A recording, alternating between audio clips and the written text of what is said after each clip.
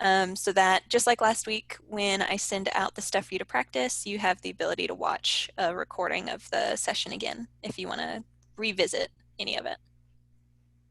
A reminder that while we're in the screen share view, if you don't like the way Zoom set the size of your window automatically, you can take your mouse up to the top to view options and adjust the screen share size. You can exit full screen, you can move it around to whatever you like best for your setup. And when I'm not screen sharing, you have the option to switch between speaker and gallery view for how many squares do you want to be looking at a time. So just a reminder for where that chat is, it's that little speech bubble button. It opens up a window to the side and you can type into the bottom of that, and then you'll hit enter on your keyboard to send that message. So just to keep that moving, get everybody into the chat window, if we can get some highs and some good mornings, some how's it going, some smiley faces, just to make sure everybody's finding it. Happy Friday from Shannon. Yes, it's Friday.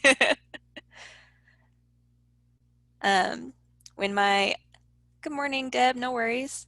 When my husband and I were in Hawaii, we learned a song called Aloha Friday, which we now play on Friday mornings to get the day started. It's just a good TGIF. I recommend looking it up on YouTube. Aloha Fridays have become a holiday in my house. Cool. So return to the chat. Anytime you have a question while we're going through, just go ahead and send it there. And Kate will get it to me. Just like last week, I want to start with breakout rooms so that we can talk a little bit in small groups. The introductions will be the same. I'm going to let Zoom shuffle you randomly. So you may be with someone you talked to last week, you may not be. So your name, how long you've been with Ella, if you already know what level you'd like to work with, or the level that you usually work with to share. And then the two questions I want you to talk about is, over the last week, while you were doing that checklist, what felt successful while practicing with Zoom? What was easy to find and do when you were in your meeting? And then what, if anything, was challenging or a little confusing to get to? That way, when we come back together, we can make sure that we hit any of those questions. So an introduction, what felt good? Was anything still challenging with Zoom while you were practicing last week? A reminder that you won't be able to still see the screen share when you're in breakout rooms, but I just put the questions in the chat so you can open the chat box to see the questions. Okay. So I'm gonna do this and get people into rooms. Okay. And Sheila and Kate, because I'm doing it automatically, you have been shuffled into a room. You can choose whether or not you would like to actually go. But I'm going to go ahead and open these. You'll get a pop-up that asks you to click a button to go and join, and I'll bring you guys back in about 5 minutes.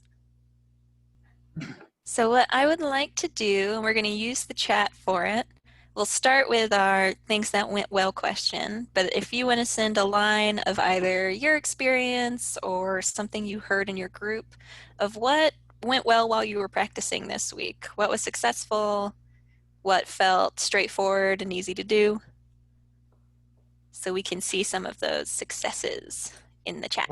You want that on chat? Yes, please. Then we can kind of like keep a record of it. Because I record these, I also get a little like text file of what was in the chat, and that's good for me too, for notes.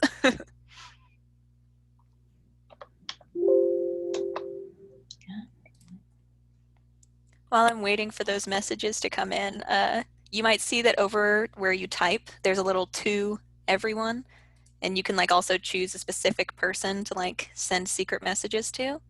You should just know that the host does still see your private messages. Zoom's a creep, and it's not private. The other participants don't see it, but I can still see it at the end. Deb says Zoom was comfortable since I've been using it for other things. Yeah, same. I'm on Zoom all day, every day.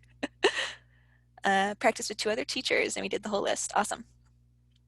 Shannon, also, the tech itself wasn't too hard. Shirley, we're going to talk a little bit at the end about what our resources for students are for tech, because we do have some stuff prepped to help them too. To do all the skills.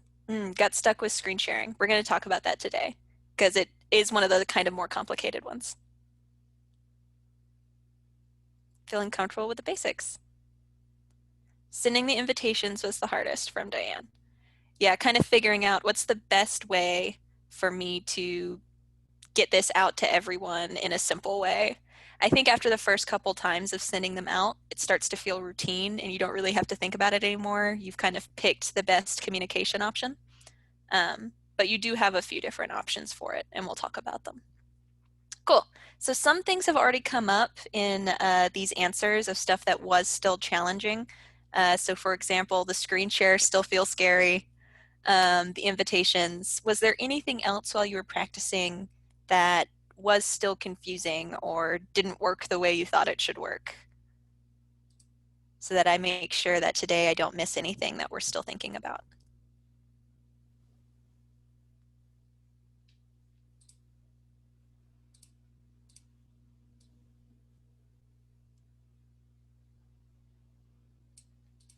Anything else? Anything else? Okay. So help for students and screen sharing are definitely things that are part of today's presentation. We can talk a little bit more about sending the invites as well. And we have an upcoming training in a thing called talking points for sending invites as well. But I'm really happy to see that most of it was fine.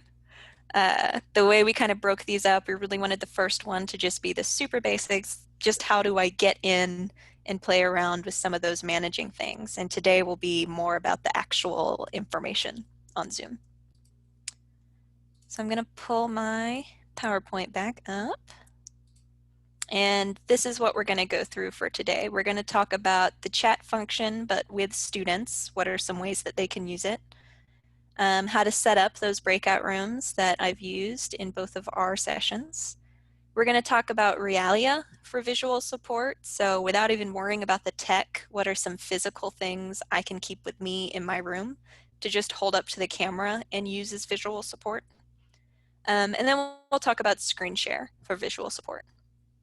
With that, I do have a couple of extras that will come at the end, and I really do want you to think about them as extras. We're going to talk about annotating, being able to draw on the screen, and Zoom has a built-in whiteboard feature. But those are things that, well, like cool technology bells and whistles, definitely aren't necessary for our classes to be successful. So I'm going to show you how to do them, and you're going to have the opportunity to practice using them, but don't feel like it's something that has to be a part of your class. They're kind of a bonus. So we're going to start with a conversation about using the chat. So some reasons why I might want my students to be sending text messages during the class instead of answering me out loud. For one thing, while we're digital, it's a way to practice some writing, to practice some spelling, and be able to check on that if I ask them to send me a sentence or a vocabulary word in answer to a question. You can also have students writing on paper and holding it up. I did that really successfully in my beginner class, just keeping it on paper. But it's a little more clear if it's in text. It lets everyone answer one question at the same time without kind of the awkwardness of talking over each other on Zoom. So everyone can send their answer. I can see what everyone has to say without trying to decide who gets the microphone. And it also lets students show when they're done with a task. Since I can't necessarily walk around the room and peek at all of their papers and see when they're finished, if they send me their answer or send me their 2 sentences as they come in, I know when everybody is finishing up and I can talk about the next thing. So there are some ways that text and the chat box can be really helpful during class, depending on what you want students to work on. But with those in mind, I do also want to think about reasons why not. With all of the technology we're going to go through, there's activities and classes that it's good for, and also sometimes where it's just kind of too much. So I want to give you a minute to think about what are some reasons why I might not want my students to use the chat box. And as you think of ideas, can you send those to chat? And we'll go through them. Why might chat not be a great fit for my class?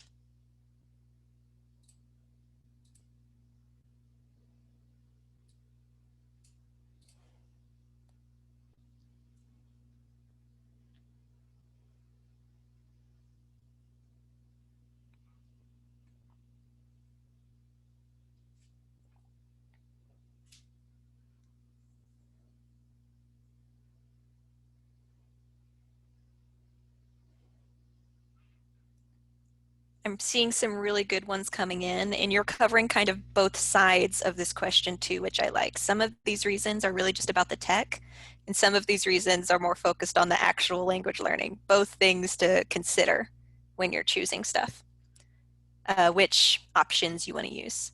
So more on the tech side of things, Deb asked, do students have a hard time using chat with their phones if they don't have a laptop? Generally, the answer is yes. It's a little more complicated to get to the keyboard to use the chat on your phone. If you have students who are super comfortable on their phones, and don't get me wrong, many of them are, that won't phase them. But if you have students who don't use tech regularly, chatting on a phone is frustrating. It might be helpful for you to download Zoom on your phone just so you can play with it and see what it looks like. You can see what the students will be seeing if they're using their phones. It's totally different than it is on a computer. Um, Also more on just kind of the technical side, the setting of Zoom. Students are balancing kids and work and everything that's going on in their physical environment. So being able to stop and type might be kind of a hassle, and students lacking the technical skill or comfort. And then more on the language side of things, it could just be too difficult for students depending on the levels in your classroom, different levels of literacy. Maybe I'm learning to write and spell for the first time in general, and I have not even thought about the way that letters are organized on a keyboard. So that jump might be really challenging for some students. It can be distracting. Maybe they're no longer focused on the actual point. Now we're just really focused on, am I typing well and correctly and quickly? Um, and yeah, it puts those learners who have those more limited writing skills on the spot. So these are all things to sort of keep in mind when you're deciding, is this something I want to bring into my class or not? Some of these I had what you sent me, and some of you added more too, which is why I always open these up for answers from everyone. So varied literacy levels were what drove my main concern when I decided not to do it in my beginning class, just because I wasn't sure if I had students who had ever typed in English. I was like, I just never touched it. Even with literacy skills, typing can still be a challenge. I could have students who read and write very well in English, but they never type in English. So that's an added different way of thinking. And then that it's difficult and frustrating to use on a phone. So this and the other things that y'all added are things to think about. That's not to say that chat can't be used well in a class. It absolutely can. Many teachers did, but just sort of weighing what's the best fit for your students. And even in a single hour of class, maybe I'm using chat for this activity, but for this other one, I'd rather students just talk to me. So also only using it sometimes can fit well.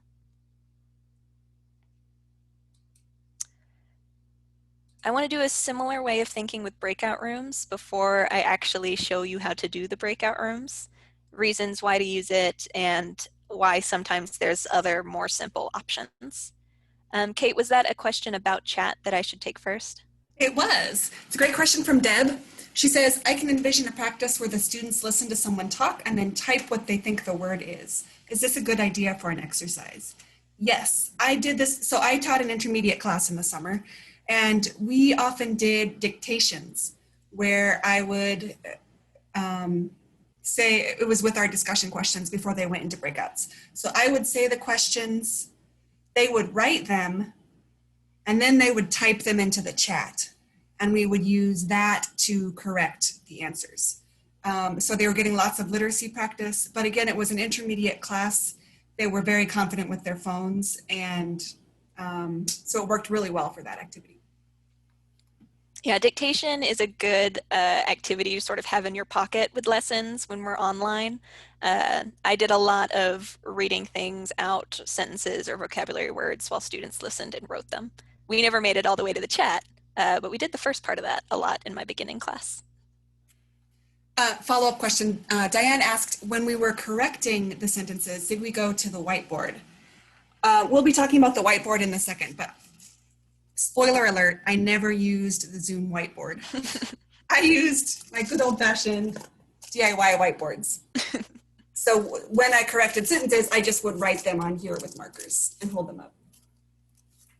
Yeah, we're going to talk about what works best physically and what works best techie, and choosing what you're more comfortable with. Because Zoom gives you like a lot of options, but sometimes just the thing I can hold up is actually the fastest thing. So similar way of thinking with breakout rooms. This is something that I did use pretty frequently. I think that something that breakout rooms add to the digital classroom is I can still have my students go into these smaller rooms and do some partner practice or some small group practice. Because I had a co-teacher, sometimes we would split the class in half, and so that we could spend a little bit more time giving extra support to a smaller section of our class. I would take a couple people, my co-teacher would take a couple people. So it gives you the opportunity to work in smaller groups in that way. But there's also a lot of reasons why I might just stay in the whole group and work all together on something. And the example that I think explains this the best and that I always think of is with dialogues.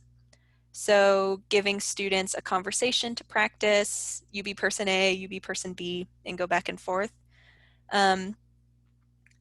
My sort of instinct might be that the best way to do that is to go to a breakout room so that they can practice it with just one other person and split the class up. But I usually did breakouts or dialogues all together, because while two people are practicing it together for the whole class, all my other students get to listen, and they get another chance to listen to that conversation all the way through, to feel more confident when it's their turn to read it, to hear any corrections, or let's say that one again all together as a class. Also added a lot to those activities. Because our Zoom classes are small, it doesn't add a lot of time to your class to do everything all together anyway, to have everybody take their turn as a group. So sometimes it's helpful to give them that separate time, but also sometimes it's just easier and adds more to stay all together as a group. So it's another thing to try, see how it goes, see what you feel comfortable with, but not something you have to do every time to be having a successful class. So I want to show you how this works. The way that you set up breakout rooms. Oh, a little mantra. You're going to see this a lot in today's presentation to keep it simple. Simple is best, whatever I can do smoothly and as a teacher comfortably, so that my students don't see me being stressed out about the technology, is always going to be the best way to do it. So how do I open these rooms? You can't see this button right now because you're not the host, but when you are hosting in your practice group, there's a little button with squares that says Breakout Rooms. Depending on the size of your screen, you might have to hit more to see this button. And once you click on it, you get this pop-up on the left, this square box. And your first step will be to decide how many rooms do you want. The nice thing about this is that Zoom does all of the math for you, so I don't have to try to divide. It's small numbers, but it still trips me up. I'm an English teacher on purpose. So right now in this example, it says 0 participants because I was in a call by myself. But when I made rooms just now for y'all, I opened up this window and it said 12 participants per room. When I click it up to 2, it changes to 6. When I click it up to 3, it changes to 4 to 5. It runs the math for you, so you can just keep increasing how many rooms until you have the number of students you want to be in every room. It does not include you, the host, when it runs those numbers. So after you pick how many rooms you want, then you decide if you want it to be automatically. Do you want Zoom to just shuffle people, or do you want to do it manually and decide who is in what room? So for example, if you want to put your higher level students together and your lower level students together for more support, if you want to mix those levels so that they can support each other, you can make those decisions if you want to have control of that. And then you'll click Create Rooms. Once you hit Create, you'll get this pop-up, the bottom one that shows the breakout rooms. If you did manual, you'll also have this extra step of the checkboxes, checking the name of who you want to be in that room. So once all of that is open and ready to go, this is the window that you'll see. And there's a few more options that got updated literally this week. And there's one that I really like, so I want to make sure that you know about it. These other options I honestly wouldn't touch. I don't think that they impact the way they work in a significant way. But you hit create, you get your pop-up that lists the breakout rooms, and you have a couple buttons down here at the bottom. First is recreate. If you want to start over, if you think you made a mistake in there somewhere, you can just start the process over with recreate. But if you hit options, you get this little pop-up, and this first one I think is great. And this first new option is move all participants into breakout rooms automatically. So when I did breakout rooms for you today and last session, you had to click on that little pop-up to go join. If you check this option, students will just be sent. So I think there are a lot of cases where this streamlines the process. You don't have to worry, do my students understand what that box is asking them? Can they find it quickly and easily on their screen? If you check this, Zoom will just send them and they don't have to approve it. Right now, this is not something I can turn on automatically for you in the accounts. I'm hoping that they'll update it so that I can just turn it on automatically in the accounts. But for right now, it lives under options when you open the breakout rooms. So once they're open, you'll have this screen open on your Zoom. So you can't see your students, they're in the breakout rooms, but you'll have this little window that tells you who is where. That green light means that they are in the room. And you have the option to join rooms if you want to go visit. So I can pop in and out of the breakout rooms and just see how things are going, make sure they're talking about what they're supposed to be talking about, and then come back. And whenever you're ready to end it, close all rooms is in the corner. And just like with you guys, it gives you that 60 more seconds pop up. And even if your students never click anything on that pop-up after 60 seconds, they come back automatically. So that was our series for breakout rooms. You get your first pop-up, how many rooms? Do I want Zoom to shuffle? I always just let Zoom shuffle. Or you could do it manually. Pick who you want to be where if you're doing it manually. You have an option to send them automatically if you're interested. And then you can manage it while they're in, pop in and out and visit, and close them with that red button. We're going to take a little break for the middle, a little stretch break for a minute. But before I do that, are there any questions about breakout rooms? I'd like to offer examples of how I used the manual assignments into the breakout rooms. And again, I had an intermediate class, but when you do the manual assignment, it's kind of like when you give students in a classroom, you give them, okay, 3 minutes, you're together. Now mix it up, 3 minutes, now you're together. 3 minutes, now you're together. So I would move people from room to room to get that experience of a mingle activity. And students really loved that. It felt more like a regular class activity. And then, as Lizzie said, you can also use it to assign people to like proficiency groups or to diverse proficiency groups. Yes, Diane, speed dating. Diane asks, how do you set the time for the rooms? So that is when you are looking at, here, let me get back in PowerPoint. So in this options screen, if you click nothing, then they stay open for 30 minutes, and you're in no danger of it closing before you're ready to close it. If you do want to set it to an automatic close, then that is in this options. You would say breakout rooms close automatically after maybe 30 minutes or 5 minutes or 3 minutes, if you want it to do it without you needing to look at the clock.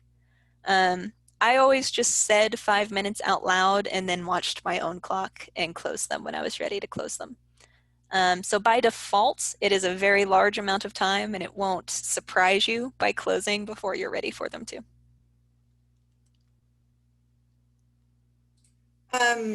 Deb asks, what tool, Lizzie, are you using to create this presentation? I am using Google Slides, which is just the Google version of PowerPoint. I don't pick Google Slides because I think it's like better than PowerPoint or anything. I think they're very similar programs. It's just free. And on my home computer, I don't have Microsoft Office, so. We'll But be no, providing, go ahead, Lizzie. sorry, I was just going to say no reason not to pick Microsoft PowerPoint. It's also perfectly fine. If you are experienced with PowerPoint and Google Slides, it's a really good option for visual support for students, for organizing your lesson plan. If you're not familiar with it, again, keep it simple. Don't feel like you need to learn this new technology to use it for class. We will be offering some support about how to use PowerPoint and Google Slides coming up in the fall. Dave says that it is Keynote for Mac users, and Shirley asks about help for teachers with PowerPoint. And Yeah, we will be that's sending coming. that out. No worries, we're definitely going to offer that. So yeah, I just want to give you guys a second to move around, stretch your shoulders, stretch your back. Feel free to turn your camera off if you would like to. I won't torture Kate again this week, but I will cut mine back on when I'm ready to jump back in, just a minute or two.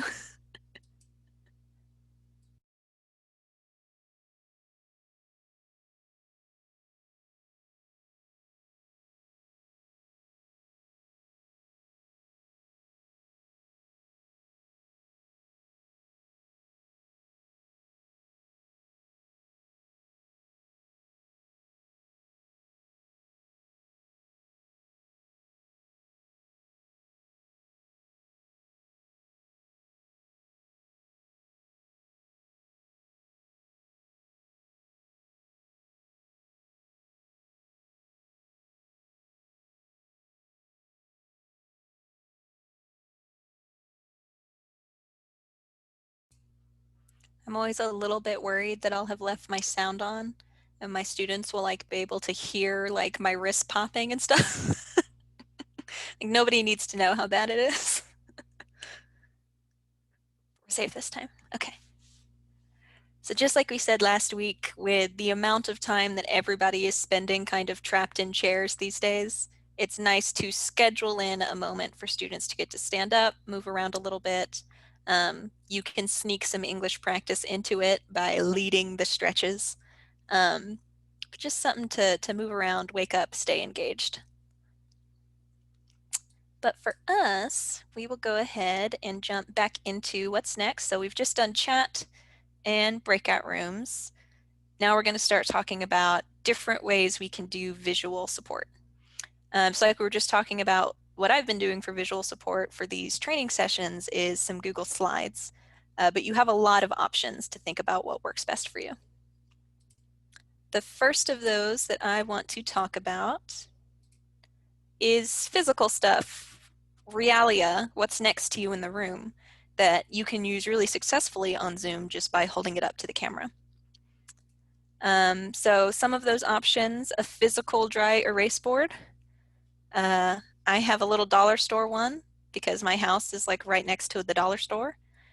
Kate uses the DIY version, which is a plastic page protector. Put a solid color piece of paper in there, and you can also write on that with dry erase markers.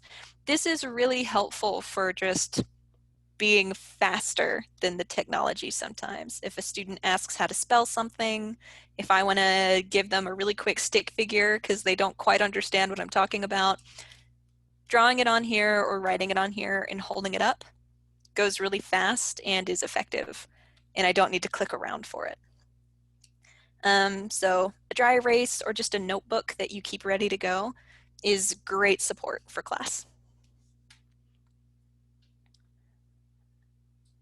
Other options for whatever your topics in class are, grabbing some household items for vocabulary, description, examples can be really great.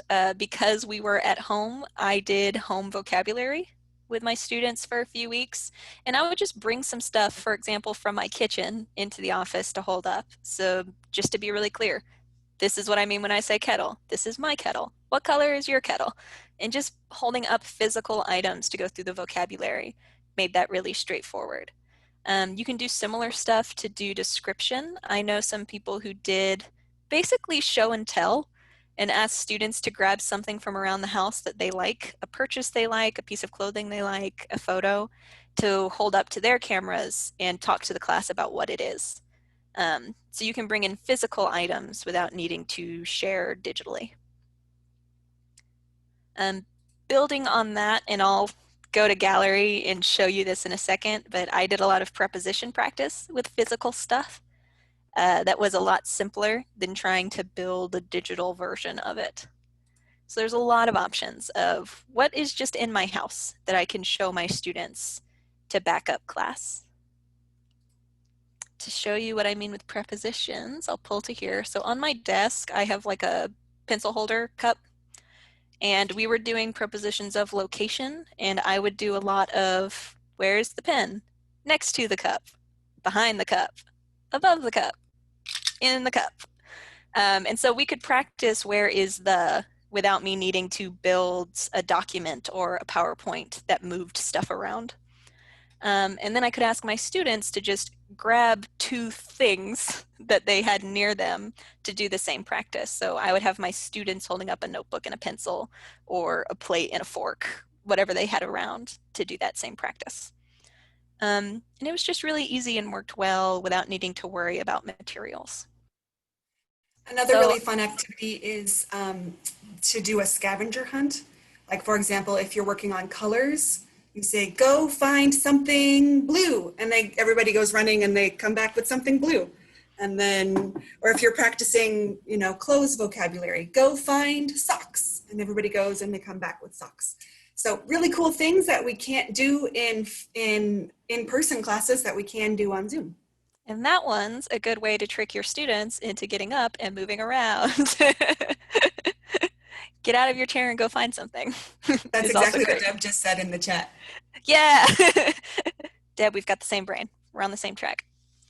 So I'm about to show you what the digital options are for visual support, and those are also good options, and I used many of them, but I don't want that to distract from how much physical stuff you can use in your house as well. So I just really don't want anyone to get caught up in thinking that it all needs to be Zoom all the time. You can use both, and you can use both really well.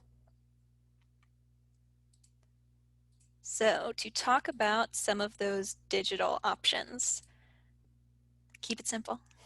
Always keep it simple. Simple is good.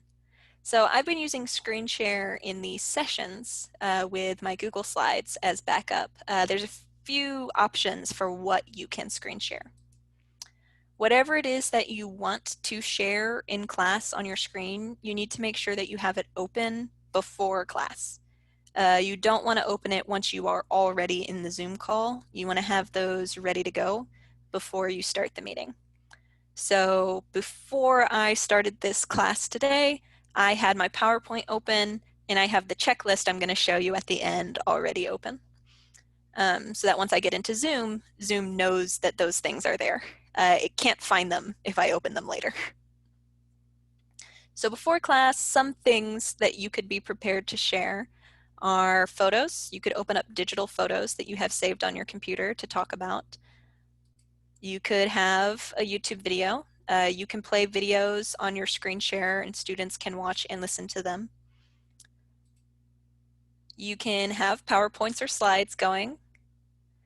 And you can also use a Word document. I didn't use a Word document in my Ella class, but when I was teaching online at the university, I did usually just use a Word doc. And I would start at the top and type in anything. I sort of kept class notes in a Word document on my screen. And I know that's worked really well for some people to have a more simple text backup. So what does that look like? When you're on your toolbar as the host, you've got a green share screen button. Anyone that you make co-host can also do this. So if you want to invite a student, for example, to share a photo they have saved, you can make them a co-host for a few minutes and they can screen share as well. It doesn't have to be like only one person. When you hit screen share, it does not immediately go to showing everything that's on your computer. What will happen is you hit this button and you get this window from Zoom.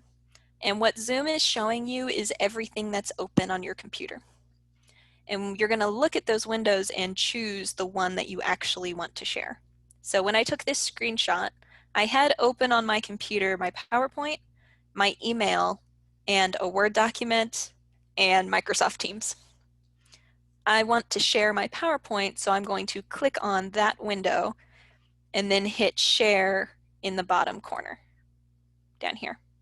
Pick the window that you want and then click the share button. So students can't see everything that's going on. Students don't see this window where you pick the thing you want to share. And the reason Zoom does that is to protect your digital privacy as the host. They're only going to be able to see the thing that you click on here. This is why it's important to open your programs that you want before class. If your program is not open, it will not appear in this menu. Zoom can't find it. It hasn't made it that far yet. So once you pick that, Zoom will open that up. Your toolbar as the host will go up to the top of the screen. If you're on an Apple product, I believe your tools are always on the top, but if you're Microsoft or a Google laptop, your toolbar will move. So they go up top. And your videos go off to the side. So when I took this screenshot, it was just me by myself in the call. But for example, right now, hosting this class, I can see 4 or 5 of you to the side of my screen. If you want to share a video, there is an extra step. And that's based on the audio. So you would still click share screen. It opens up, this is what's open on your computer. What do you want to share? In this case, Kate is sharing a pronunciation video from YouTube. And then additionally, there is a checkbox for share computer sound. So if you want students to be able to hear the video, you will also check that box. You don't always need students to be able to hear it. I would often show my students a short video that just had action in it. So for example, I showed a video that was a penguin going into a store to buy fish. We didn't need the sound for that, so I just left it off because the goal was for my students to tell me what's happening, what does the penguin do, what does he buy, that kind of thing. We were just describing it, so I didn't need them to be able to listen. This example is a pronunciation video, so the sound's a little bit more important. Dave brought up a good point that YouTube videos might be tough for students if their bandwidth is low, if their internet connection is not so strong, it might be very laggy or the sound might not come through. So this is another place to think about keeping it simple because we don't want to deny access to learning experiences to students because their technology is less robust than other students. So just stay aware of that, maybe check in with students when you use this kind of option. Yeah, just asking, can you see this? Can you hear this? Did that look good? Did that look bad? Students can give you even some very basic feedback on whether or not the video experience was okay. I always kept mine really short, and that seemed to go fine with mine, even mine who were on phones. But it's always good, like Kate said, to check and make sure that everyone's on the same speed with this. So once you have that open, your window will be open. If it's a web page, for example, like YouTube, then you'll be on that web page. And whenever you're ready to stop and go back to looking at all of your students' faces on the gallery, you'll hit the red stop share at the top of the screen. And that'll take back to the normal camera view. So I do have, after this, some extras, some extra bells and whistles for things you can do while screen sharing, but that's the setup for it and kind of the most important things to keep in mind. So before I go into those extras, what are the screen share questions we have?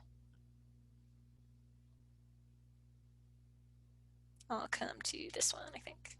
Okay. So looking in the chat, I can see that we have some questions sent in. Dave suggested that it might be a good idea to to be able to show you actually going through the steps of the screen share process. Maybe we could make a video of that with a screen capture. Yeah. But we can't do it on Zoom because Zoom won't ever share what Lizzie sees in her screen sharing. Yeah, Zoom can't share itself. That is where the robot gets stuck and it can't do it. So I can't in this call show you the buttons I'm clicking as I'm clicking them, but that is definitely a video that we can make, Dave. That's a good idea. Kathy asks, can you add text to a Word document as you screen share? Yes, you can. If you have a Word document open, or if on your slides you like exit the presentation and click into the slides, you can edit it live and students can see that new text going in. Which is pretty fun. Diane asks, can students only screen share if invited as co-hosts? Yes, that's a setting and we have that turned on all of your accounts. Only people who are co-hosts can screen share. And that's just basically stop that from happening on accident. Students don't hit the screen share button because it's kind of in the center of your phone screen at the bottom.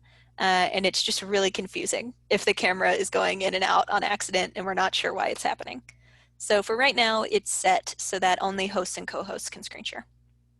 But if you ever, it's okay to give students permission to screen share. We heard about teachers who gave students that permission and the students would share a photo and then talk about the photo and other students would ask about the photo. And it was a way of building class community and getting in a lot of oral speaking and listening practice. Shirley asks, can you only share a portion of a slide? There is a way to set, you can think of it like a picture frame, like adjust how much of my screen is Zoom looking at. In my opinion, it is not worth the time it takes to do it. So if you're interested, Shirley, I can show you where that is and how to adjust the size window. But it's kind of a hassle and it might take up a little bit more time than you want to go through in class. If you want students to see only a little bit of information at a time, I would just make them be separate slides. That's a lot easier.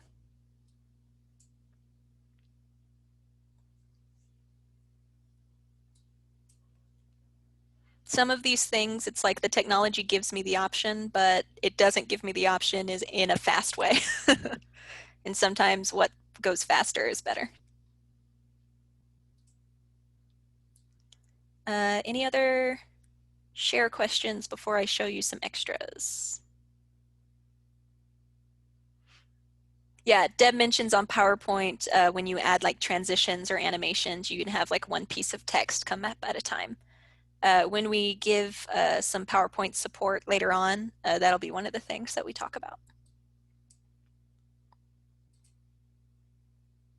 Okay, I think I'm going to go into my extras. I very much do want you to think of these as extras. They're kind of fun to play with. They can add more elements to your visual support, but it's not at all necessary to class, and you can go through your whole session never touching these things. So the first one I want to show you is annotating. I've done that a couple of times in this presentation where I draw on the screen, help direct attention. Sometimes I see there's something I forgot to put a circle around, so I'll just draw a circle really quickly. So what that is called Annotate.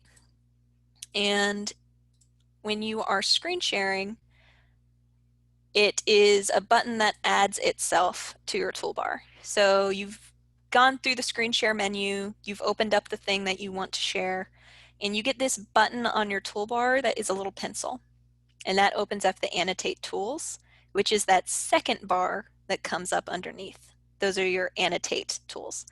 I know that's super teeny tiny on this screen, so I've got another slide where I made it bigger.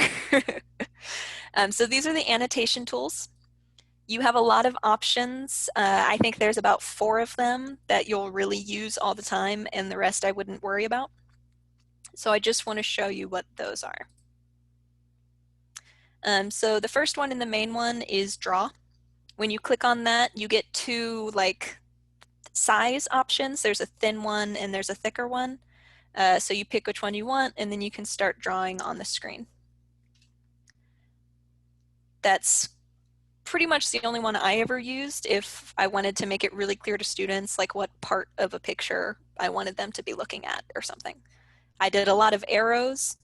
I didn't really do much else. Another one that can be helpful though is this text box.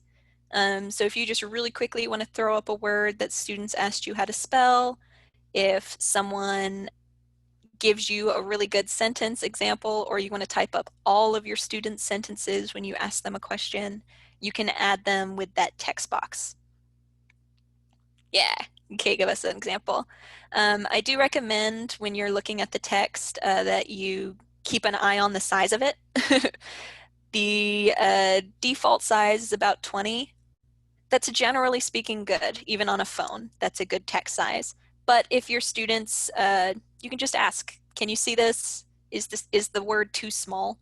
And if they say so, you have the option to make your font bigger. But the default's a pretty good size. You probably don't need to.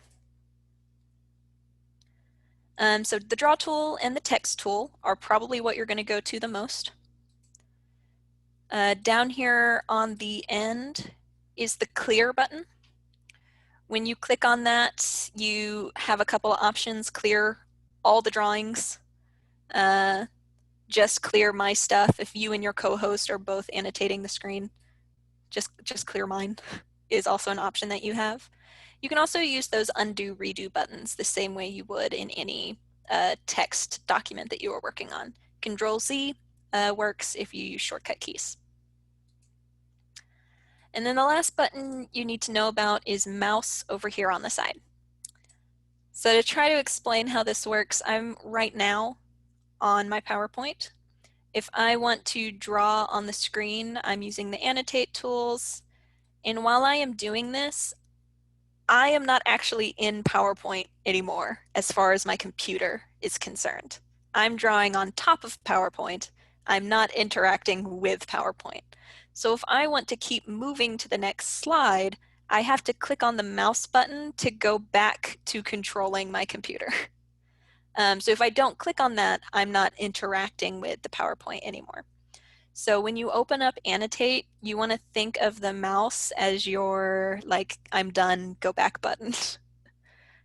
So you grab the Draw tool, you grab the Text tool, you clear out your drawings when you're done with them, and then you want to come back over and click the mouse button to get back into controlling the slides or the Word document or the picture, whatever it is you're looking at. So Annotate is one option that can kind of take you a little bit into the bonus territory to play with. Another one is Zoom's whiteboard. So we talked about physical whiteboards, but Zoom also has a whiteboard built into it. So as a teacher, to be completely honest, I never used this. I just used my physical one and had students write stuff down. But this is an option if it's something that you feel comfortable with and that you think is clearer and faster to use. It's worth playing with. And I'm going to show you as participants what it looks like before I show you how to open it. But when I pull up the whiteboard, Zoom basically gives me this big blank square that I can then really clearly type extra information on. The point of it is to be just like a physical whiteboard in a classroom. The same way you might stop and add sentences to the board in your class, add a spelling word, write up a question. You can keep those here in the Zoom whiteboard and go back to it. For me, the steps that it took to get to opening it up and going back and forth was just more time than pulling up my physical one, but it is often more space than my little physical whiteboard. So you can decide how much room you need to share the information that you want to share.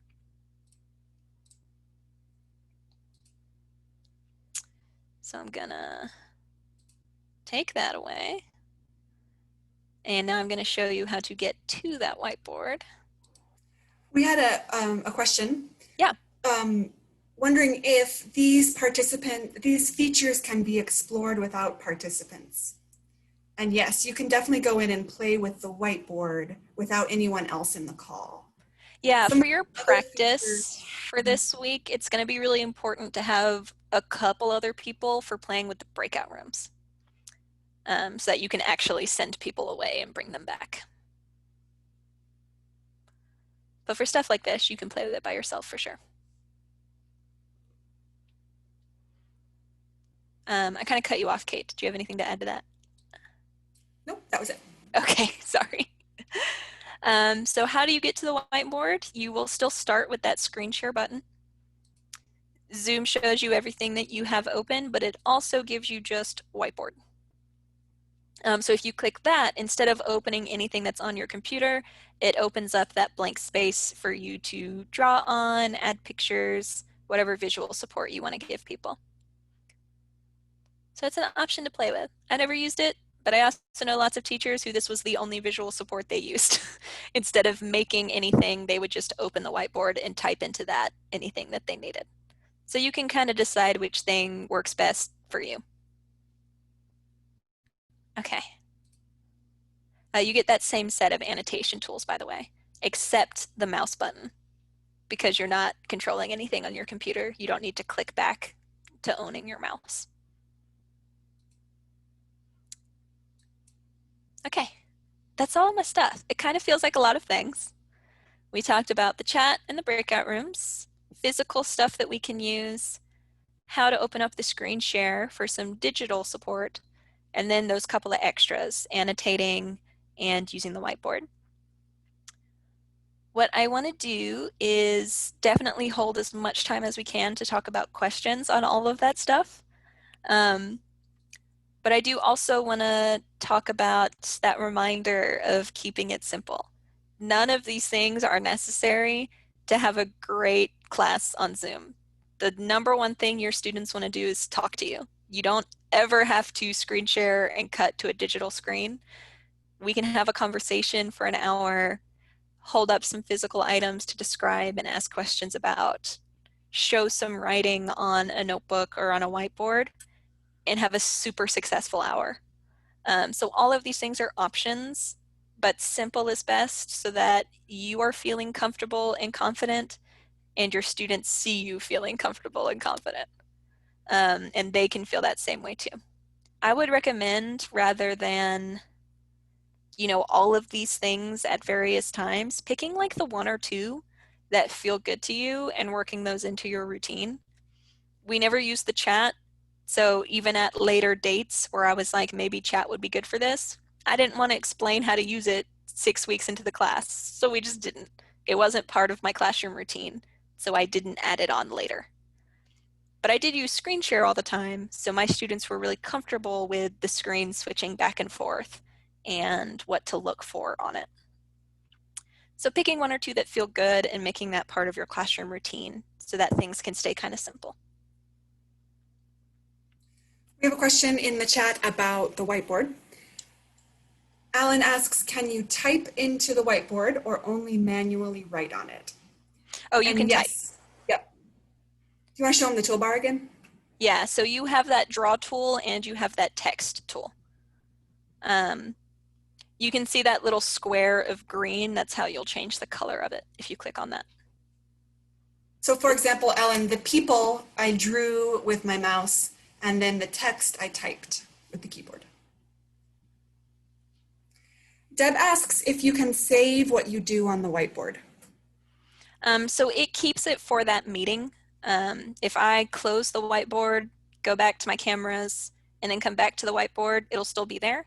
If you want to save the whiteboard as like, this is the final information on it at the end of class so that your students can have it, there is a save button to the side there, right here.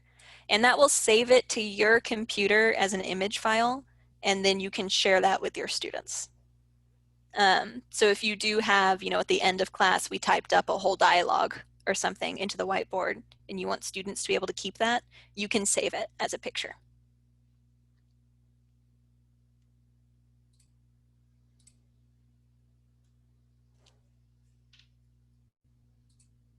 Okay. There was a question asked early on from Shirley about helping students use Zoom. And there is going to be a learning curve for students with the technology, same as with us. And what we want to do is make choices about what we use, keeping it simple, giving them time to figure it out, that help us keep that affective filter low so that we can really keep the focus on what we're here for, which is the language learning, not learning how to be, 100% technology wizards with Zoom. Does anybody remember from their long ago training what the affective filter is? Can anyone maybe tell me in the chat? Pop quiz, don't let me down, people. If you are new to Ella, this is part of the training. It's not a trick question. Don't worry about it.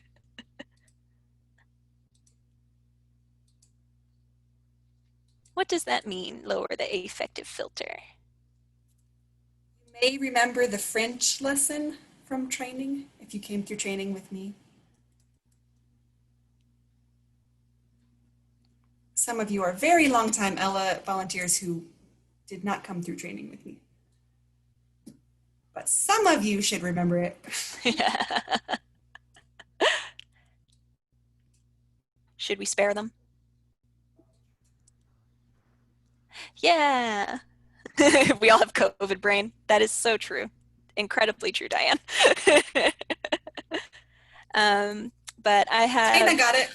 Yes, Tina's got it in here, and Dave also sent me a message. A learner's attitude towards language learning and the classroom. You can imagine the affective filter as a literal physical filter. And if my anxiety is high as a student, if I'm nervous, if I'm embarrassed, if I'm stressed out, then I have this filter in between me and the information you're trying to give me. It's not going to make it all the way into my brain. I'm not going to retain it because I'm so stressed out and focused on how I'm feeling. So one of our goals all the time in class is to keep the affective filter low, make sure people are feeling comfortable and happy to be in class so that we can focus on the learning. So when we talk about helping students use Zoom, that's really what the goal is, making sure that they're comfortable with how to be in as a participant so that we can really focus on class. So we've got all of these Zoom bells and whistles, but keep it simple. Those one or two things that can become routine so students are also comfortable with them. Talking to your students about, do you want them to be muted all the time or only mute when you ask them to? Why should they mute? Talking about how you want them to ask questions. Can they just ask whenever? Do you want them to put them in the chat? Whatever routine you want to set up. You can expect, we found from the summer, about 2 weeks of tech learning from students before they really start to get the hang of it. And part of what helps that is those routines. What I did in my class was the first week of content for my class was Zoom vocabulary. The first vocabulary words they got were mute, unmute, start, stop video. We talked about breakout rooms as a vocabulary word to make sure that they knew what words they were going to see on all of their Zoom buttons. That's just what we did first in my class. And we have that support for that available for you, or we will have when we get closer to the start of the semester. So we do have some tutorials for students that we can send them. like one-page PDFs that explain how to join a meeting, and we're working on getting those translated so that students just have that access in whatever language they're comfortable with. But I also have for y'all a lot of pictures. So what I did going through these training sessions was use a lot of screenshots where I put arrows and circles to point out where the buttons are. And I did the same thing with my students. I had screenshots of Zoom on a phone, so I could just point and be like, this is where the button is that you need to push. And I have that available for y'all to use if that's the way you want to explain Zoom to your students. Not at all required to use them, but it's a resource that we'll have up. Some of your students are going to be super comfortable with Zoom already because they either have kids using it for school or they use it all the time to talk to their families. Some of my students already knew where everything was, so they could help me help their classmates. But for those who are new, just give them a couple weeks to start to get used to how it works. And everybody gets there after a little bit.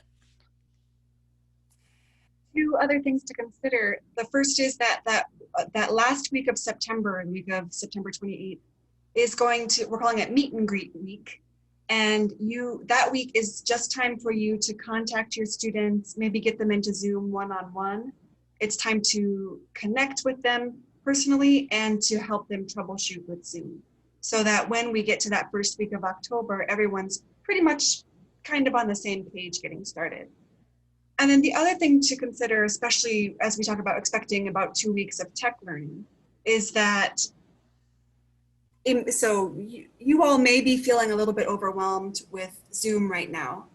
Imagine if you were trying to learn how to teach English and learn Zoom at the same time and how to teach English on Zoom. That would be a lot. So our students are essentially doing the same thing. They're learning Zoom and they're learning this English and they're learning how to do English on Zoom. So it's a lot of cognitive work for students. So keeping things really simple for the first 2 weeks, giving everybody time to learn the tech before moving into more challenging English work. Yeah, absolutely. Kind of pacing it out with that expectation that let's get comfortable with how class works first. So with that in mind, you're going to have a similar checklist to last week of things to practice with support links. I'll give you the recording of class if you want to revisit it.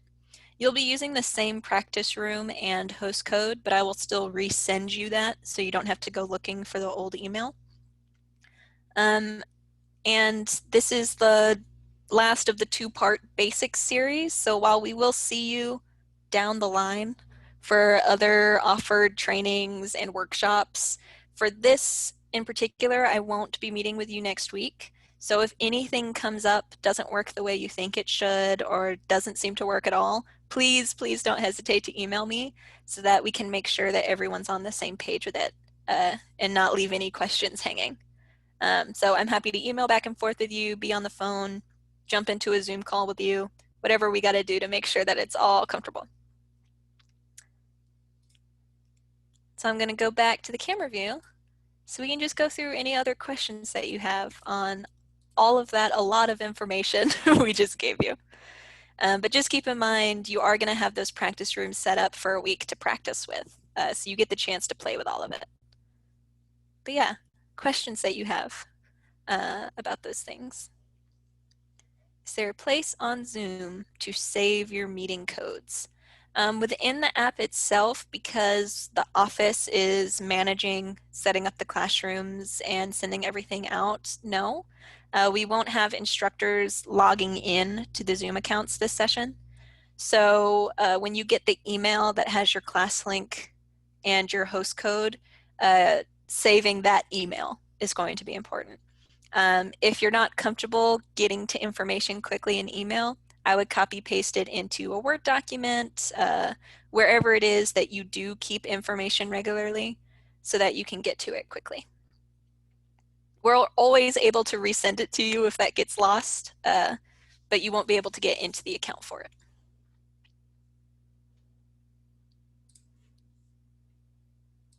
Questions?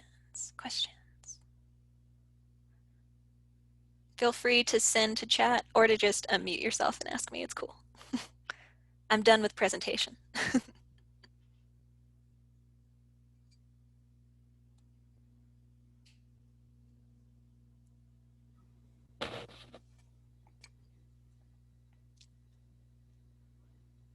Taking a sip is how I enforce my own teacher wait time anytime I ask a question. Let me just fidget with my water bottle for a minute while I wait for someone to ask me something. All right, I've got one. Go for it. So when we practice this week with the people it's the same people that we got last week, right? We're Correct. still a little group. If is it best to just send an email or text and say, okay, go to that link and everybody opens it at the same time? Or are you supposed to somebody go in, claim host, and then invite with their emails? The only We got reason... hung up on the inviting on the emails because Got it was it. using screen. Okay, I get it. The only reason that is important to think about in advance for you this week is because all of you have the host codes. So whoever gets in first kind of gets all the power. So for example, Diane, if this is your free time, you're planning to get in there, be the host, test out all the stuff, I would say that when I sent the invite. I'm going to claim host when I get in the meeting. But it doesn't matter who gets in But for first. them to get in, do they need to wait for that invite, or they can just be on that email you sent out and hit the link? Yeah, the link will always open the meeting. It doesn't matter Okay, who so you gets there don't first. have to actually send out an invite. Just go back to that email. Correct. Okay. With your students, it especially won't matter in terms of timing, who gets in there first. Do I need to already be there? Because they don't have the key. Like, they have to wait for you. Right, yeah. But yeah, I would mention with your roommates, if you're going to practice all together, who's taking host first as part of the plan. Totally. Okay. And I do recommend practice buddies, especially for this week, so that you can play around with the breakout rooms.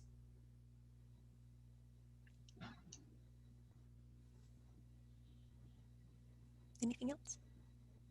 And you use breakout rooms a lot?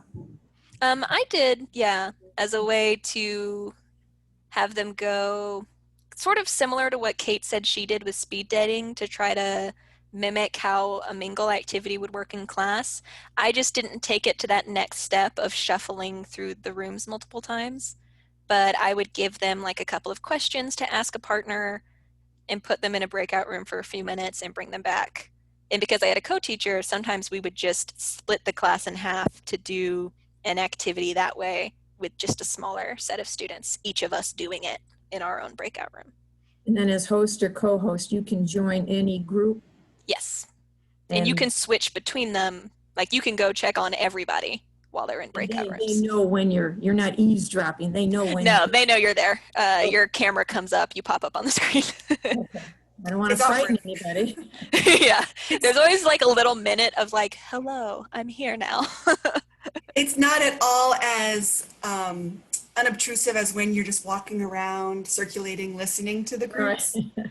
Yeah. There's definitely like he's here. Like, but yeah, I would pop in and out just to be like, are we speaking Spanish in here? No? Right. English? Cool. All right. I would second that. I used breakout rooms multiple times in every class. For me, it was one of the most useful things, one of the most useful tools. And then how free do you feel to jump in and correct pronunciation, if that was the focus? I did not do it in breakout rooms, but if I heard things, I would take notes about it. And then when we came back together as a large group, we would work on it. Okay. Yeah, I usually take a similar approach. Instead of like directing it at, I just heard you say this, I would wait and then to everybody be like, let's all practice this one thing I heard. Okay. And then if I had set up any kind of like a homework thing where I asked students to text me something, because we had a text group, so I'd be like, send me a video of yourself reading this or whatever. Then they could individually, I would be like, hey, I heard you say this. But And it's not. most people could do that? Send a video of themselves reading to Yeah, something I found really great, and it's always going to, yeah, it's always going to vary between students, but even the couple of students I had who were not tech confident had somebody in their house who was. So I had a student who never did her own Zoom buttons. Her daughter sat with her every class. So even though she didn't really catch on to how to do it all, her daughter would push everything for her, which is kind of a benefit of them being at home.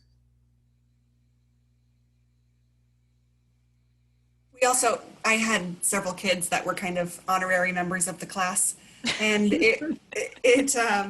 I mean, it'll be different now in the fall because they'll have their own e-learning to be doing, but it was fun for, they wanted to participate in the activities and play the games, and so they were getting some, I mean, their English was probably really good, but they were getting some stimulation out of it too. Some real family learning time.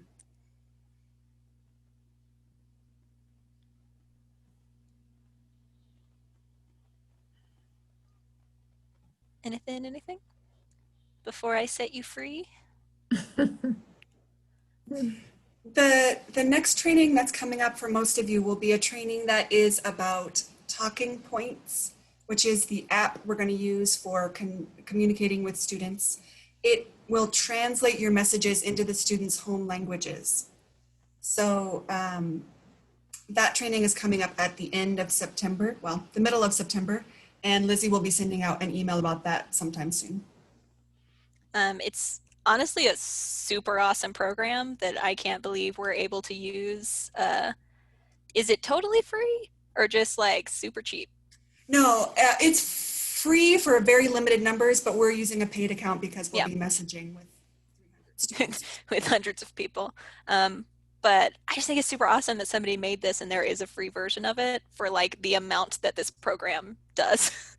But yeah, we'll be teaching everybody how to use it just because the first couple of weeks of class, when you're getting like logistical information in terms of like when it starts, if they ask you a Zoom question, it's going to be really convenient to know that they can just get that answer in their home language and definitely know what you're talking about. Deeper into the session, I can see preferring to send them something that will be in English, but definitely for the first couple of weeks, this is going to be awesome. The backstory on the app is that it was created by a team of 3 millennials in New York or something who were first generation Americans and saw how their peers struggled, the parents of their peers struggled to get information from the schools. And so they created this app so that schools could translate directly for the parents. Pretty cool. Should we think about using that for some of that Zoom vocabulary, or to start out that and then continue on with English only with It Zoom might be vocabulary? good to back up the Zoom vocabulary that you give them in the first week with the talking points text, just to super make sure that there's no confusion.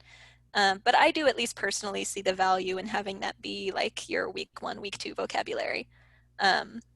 But yeah, I could definitely see, once you've explained it and practiced it with them, also giving them a talking points text just to be sure.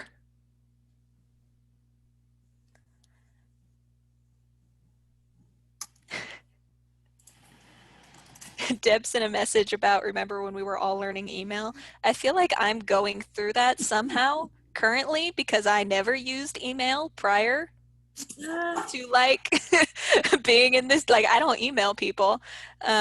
So Karen, who many of you know from the office, sends me a lot of model emails. That is hilarious. Because I just text people. I don't know.